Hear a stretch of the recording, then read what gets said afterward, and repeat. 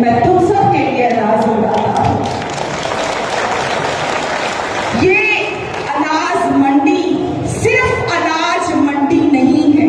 पहली बात तो ये याद रखिए, हम दुनिया में कहीं ईमानदार हो या ना हो, भूख के साथ बड़े ईमानदार रहते हैं।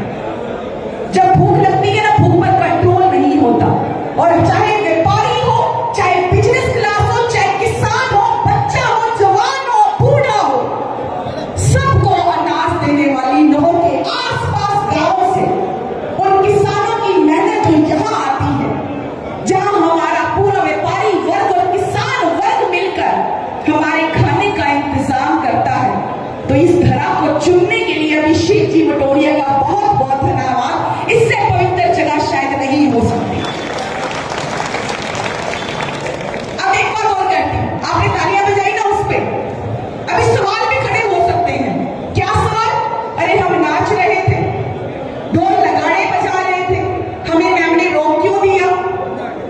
लेकिन आपको पता है, हर चीज की व्यवस्था होती है। ढोल लगाड़े बज रहे थे, हमारा जोश उत्साह में कोई कमी नहीं थी। हो सकता है आप सवाल उठा दें, ये सही नहीं है, ये व्यवस्था सही नहीं है, और या फिर हमारे हाथ में होता है हमें क्या करना है। या तो ये सही